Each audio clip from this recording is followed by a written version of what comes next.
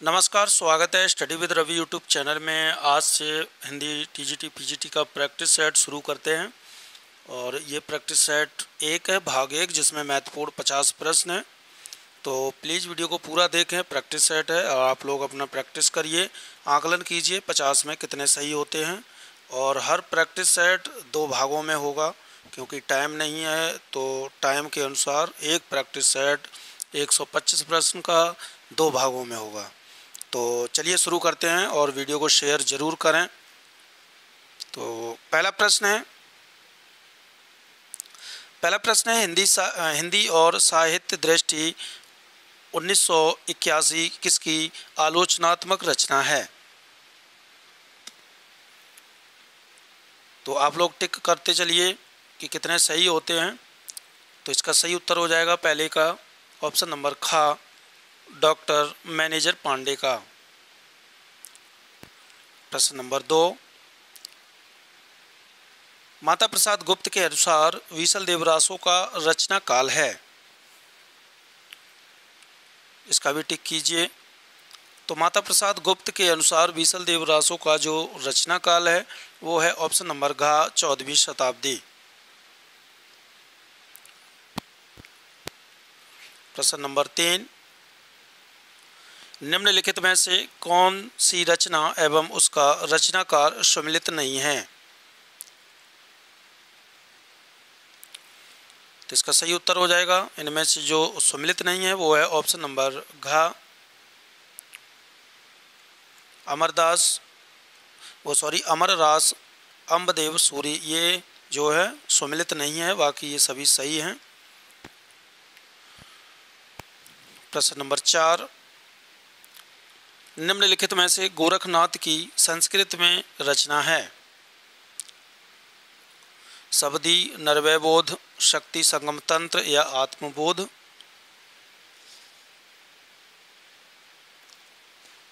तो इसका सही उत्तर हो जाएगा ऑप्शन नंबर ग, शक्ति संगम तंत्र। ये संस्कृत की रचना है गोरखनाथ की। प्रश्न नंबर अगला है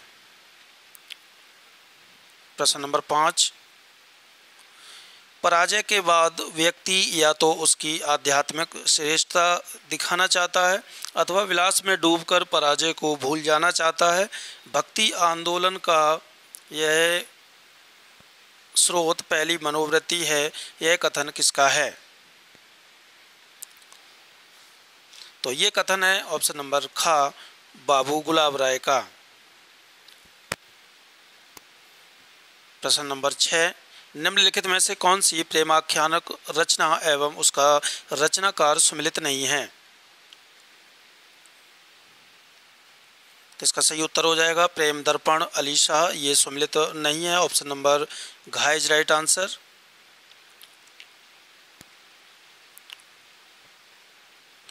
प्रश्न नंबर 7,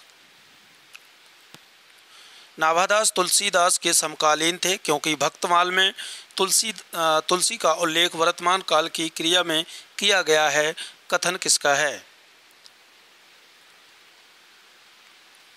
तो नाभादास तुलसीदास के समकालीन थे क्योंकि भक्तिमाल में तुलसी का उल्लेख वर्तमान काल की क्रिया में किया गया है। ये कथन है ऑप्शन नंबर ग, हजारी प्रसाद द्विवेदी का।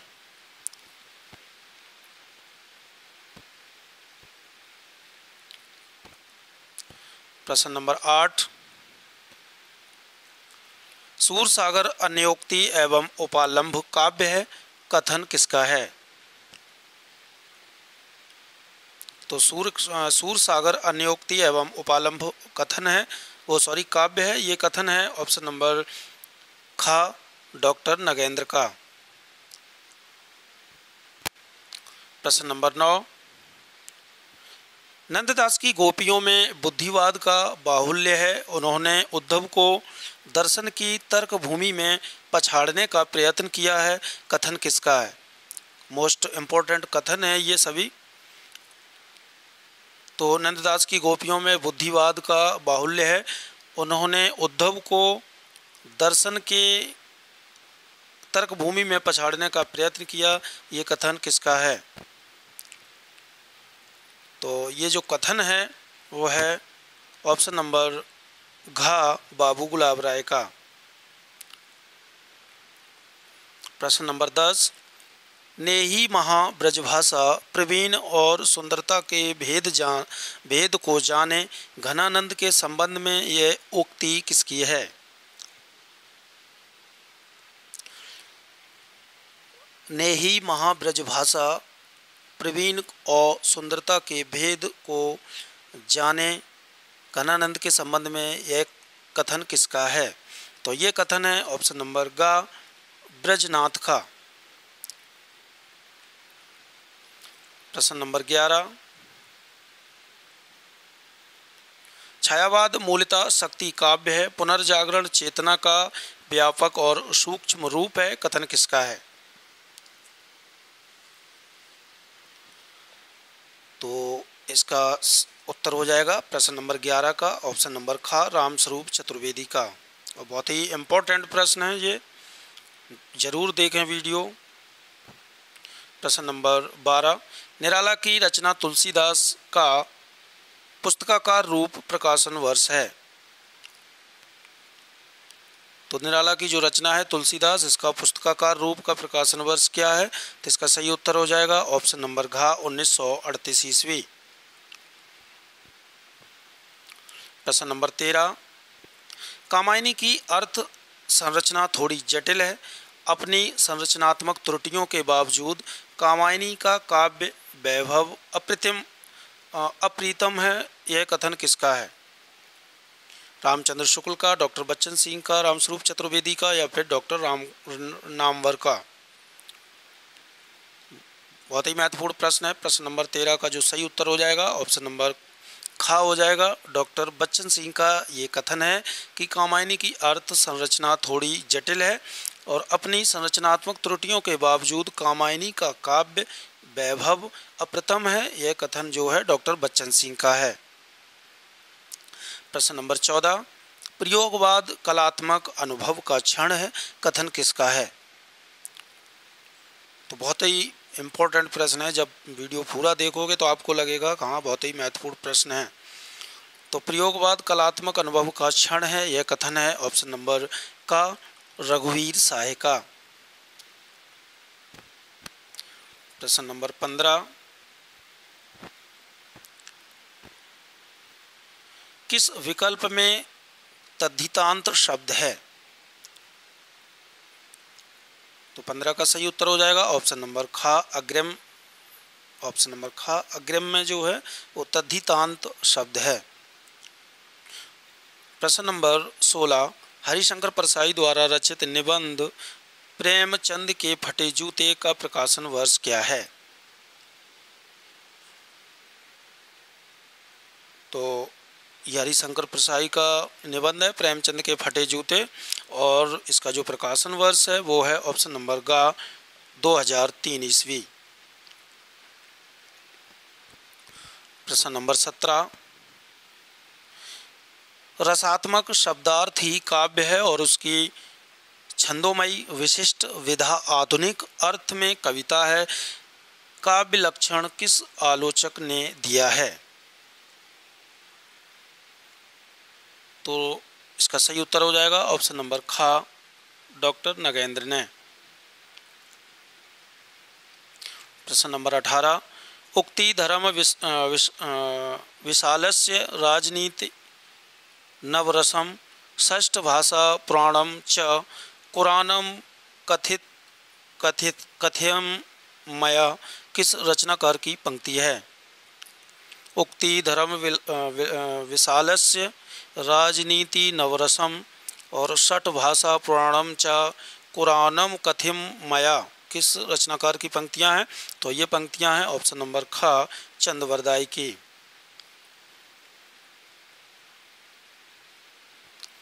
प्रश्न नंबर 19, बौद्ध सिद्ध निरीश्वरवादी थे तो नाथ सिद्ध ईश्वरवादी, इसलिए वे धर्मपरायण जनता की आस्तिक विचारधारा से जुड़ गए, कथन किस आलोचक का है? तो ये महत्वपूर्ण कथन है और इस कथन के जो आलोचक हैं वो है doctor Bachchan Singh. Option number ग इज राइट आंसर।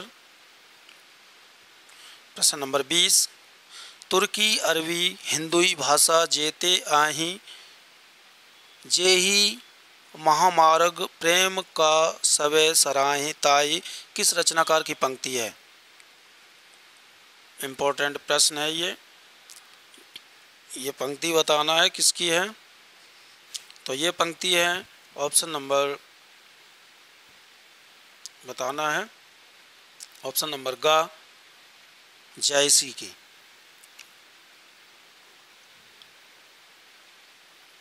प्रश्न नंबर 21, वेद सुवाणी कूप जल दुखसों प्रपाति होय शबद साखी सरवर सलिल सुख पीवे सब कोय किस संत कवि की पंक्तियां हैं? महत्वपूर्ण पंक्तियां हैं। वेद सुवाणी कूप जल दुखों प्रपाति होय और शबद साखी सरवर सलल सुख पीवे सब कोय, ये जो पंक्तियां हैं ये पंक्तियां हैं ऑप्शन नंबर ग रज्जव की।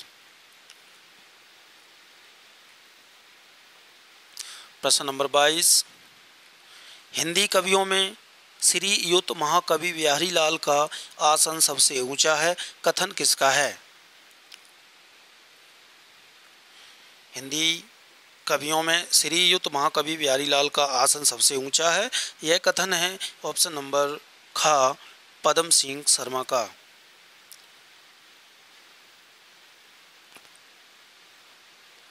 प्रश्न नंबर 23, भारतेंदु हरिश्चंद्र की किस रचना की काव्य शैली सुमिलित नहीं है? तो इनमें से बताना है कौन सी काव्य शैली हरिश्चंद्र की सुमिलित नहीं है। तो इसका सही उत्तर हो जाएगा बंदर सभा लावणी, ये जो है गलत है। प्रश्न नंबर 24, सूर की भावुकता और नंददास की तार्किकता से अलग रत्नाकर की गोपियों में एक वाग्दिग्ध है, वह समुचित भ्रमर गीत परंपरा में एक नया आयाम जोड़ता है, यह कथन किस आलोचक का है? तो महत्वपूर्ण कथन है, ये इम्पोर्टेंट है। तो ये कथन है ऑप्शन नंबर घ रामस्वरूप चतुर्वेदी का। प्रश्न नंबर 25,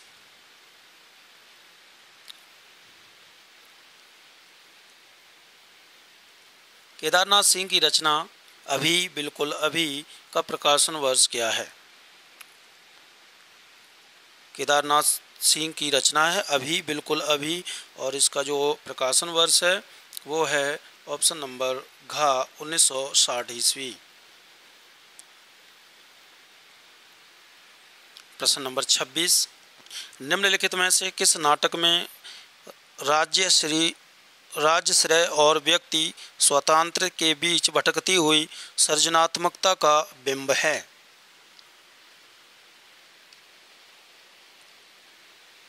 इसका सही उत्तर हो जाएगा आषाढ़ का एक दिन, ऑप्शन नंबर ख इज राइट आंसर। प्रश्न नंबर 27, दिनकर एक सहज पुरुष 1981 जीवनी के रचनाकार कौन हैं? तो दिनकर एक सहज पुरुष 1981 ये जीवनी है और इस जीवनी के लेखक हैं ऑप्शन नंबर ख शिवसागर मिश्र।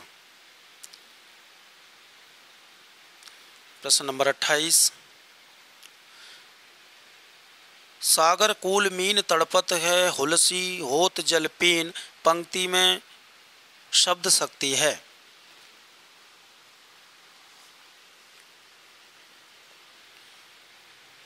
तो इसमें जो शब्द शक्ति है वो है ऑप्शन नंबर ग आर्थी व्यंजना। प्रश्न नंबर 29, राम को रूप निहारत जानकी कंगन के नग की परिछाई याते सवे सुधि भूल गई कर टेकी रही पाल टारत नाही पंक्तियों में कौन सा सात्विक अनुभाव है? तो इसमें जो सात्विक अनुभाव है वो है स्तंभ। ऑप्शन नंबर का इज राइट आंसर।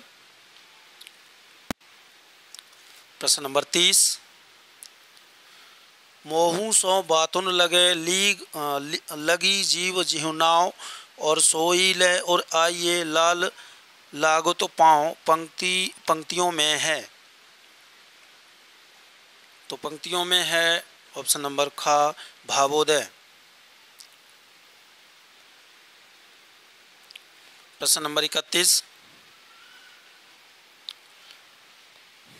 अजरामरता अयोध्या नगरी किसे प्रिय नहीं लगती, पंक्ति में अलंकार है।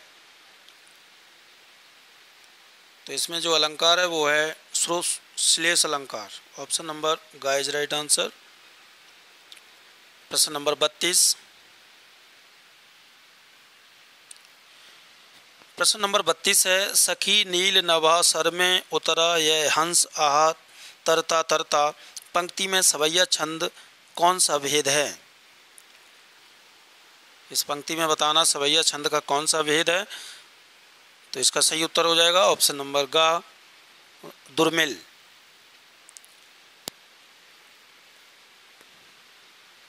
प्रश्न नंबर 33, वे लड़ेंगे हजार साल 1966 ईस्वी किसके द्वारा रचित रिपोर्टाज है। वे लड़ेंगे हजार साल 1966 किसके द्वारा रचित है रिपोर्टाज ये। तो इसका सही उत्तर हो जाएगा शिव सागर मिश्र का। ऑप्शन नंबर का इज राइट आंसर। प्रश्न नंबर 34, मेरे प्राथमिक जीवन की स्मृतियाँ किसके द्वारा रचित संस्मरण है। प्रश्न नंबर 34, मेरे प्राथमिक जीवन की स्मृतियाँ किसके द्वारा रचित है और ये संस्मरण है। इसका सही उत्तर हो जाएगा ऑप्शन नंबर खा इलाचंद्र जोशी। प्रश्न नंबर 35, सुधाकर प्रिय किस कवि का उपनाम है। तो सुधाकर कवि ये जो है पंत का उपनाम है। प्रश्न नंबर 36, यदि हम साहित्य को जीवन की व्याख्या माने तो आलोचना को उस व्याख्या की व्याख्या मानना पड़ेगा, कथन किसका है। इम्पोर्टेंट कथन है। तो ये कथन है ऑप्शन नंबर गा श्याम सुंदर दास का। प्रश्न नंबर 37, प्रश्न नंबर 37 है, किसने छायावाद को वस्तुवाद एवं रहस्यवाद के बीच की कड़ी कहा है। छायावाद को वस्तुवाद एवं रहस्यवाद के बीच की कड़ी किसने कहा। तो इसका सही उत्तर हो जाएगा ऑप्शन नंबर घा गंगा प्रसाद पांडे ने कहा। गंगा प्रसाद पांडे। प्रश्न नंबर 38, हिंदी का आदि कवि 1901 निबंध के रचनाकार हैं। तो हिंदी का आदि कवि 1901 के जो निबंध है इसके रचनाकार हैं ऑप्शन नंबर घा श्याम सुंदर दास। प्रश्न नंबर 39, संत काव्यधारा के अंतर्गत नारायणी पंथ के प्रवर्तक कौन थे। संत काव्यधारा के अंतर्गत नारायणी पंथ के प्रवर्तक कौन थे। तो इसका सही उत्तर हो जाएगा हरिदास। प्रश्न नंबर 40, निराला आत्महंता आस्था किसके द्वारा रचित आलोचनात्मक कृति है। निराला आत्महंता आस्था किसके द्वारा रचित आलोचनात्मक कृति है। तो इसका सही उत्तर हो जाएगा ऑप्शन नंबर खा दूधनाथ सिंह के द्वारा रचित है। प्रश्न नंबर 41, किसने निबंध विधा को एक मरा हुआ माध्यम कहा। प्रश्न नंबर 41 है, किसने निबंध विधा को एक मरा हुआ माध्यम कहा है। तो इसका सही उत्तर हो जाएगा ऑप्शन नंबर का विद्यानिवास मिश्र ने कहा मरा हुआ माध्यम। प्रश्न नंबर 42, निम्नलिखित में से विशेषण से बनी भाववाचक संज्ञा है। तो विशेषण से बनी भाववाचक संज्ञा इनमें से है ऑप्शन नंबर घा औचित्य। प्रश्न नंबर 43, जिस विकारी शब्द के प्रयोग से हम किसी वस्तु के विषय में कुछ विधान करते हैं तो उसे क्या कहते हैं? तो जिस विकारी शब्द के प्रयोग से हम किसी वस्तु के विषय में कुछ विधान करते हैं उसे कहते हैं ऑप्शन नंबर ग क्रिया कहते हैं। प्रश्न नंबर 44, निम्नलिखित में से कौन सा वाक्य कर्मवाच्य नहीं है?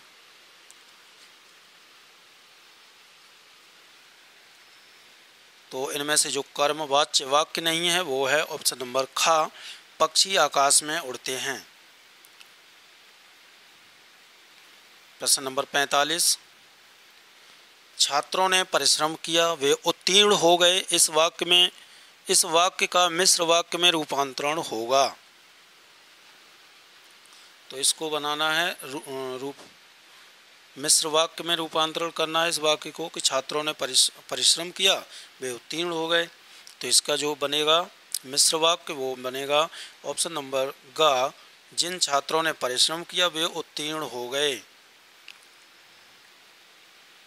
प्रश्न नंबर 46, निम्नलिखित में से तद्भव शब्द है। तो इनमें से जो तद्भव शब्द है वो है धान, ऑप्शन नंबर घ इज राइट आंसर। प्रश्न नंबर 47, निम्नलिखित में से अरबी भाषा का शब्द नहीं है।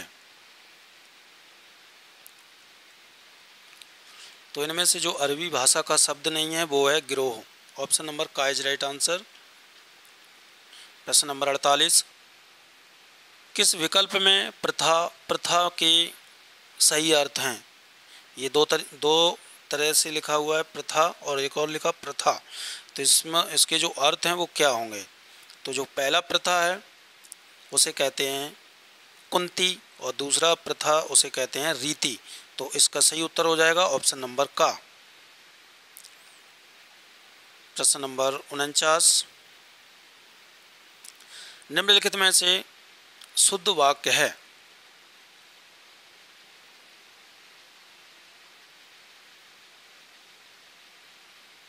तो इसका जो शुद्ध वाक्य हो जाएगा वो हो जाएगा ऑप्शन नंबर घ, विद्वानों के बीच बोलने का साहस कौन करेगा। तो ये शुद्ध है वाक्य। प्रश्न नंबर 50, तीरथ गए मुड़ाए सिर लोकोक्ति का अर्थ है।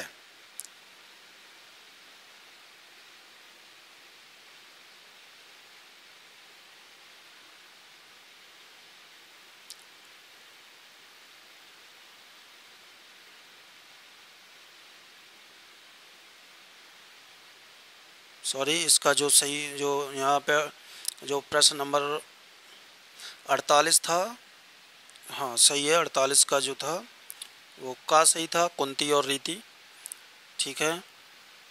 50 का जो बताना है तीरथ गए मुड़ाए सिर लोकोक्ति का जो अर्थ है वो है वातावरण के अनुसार निर्णय लेना।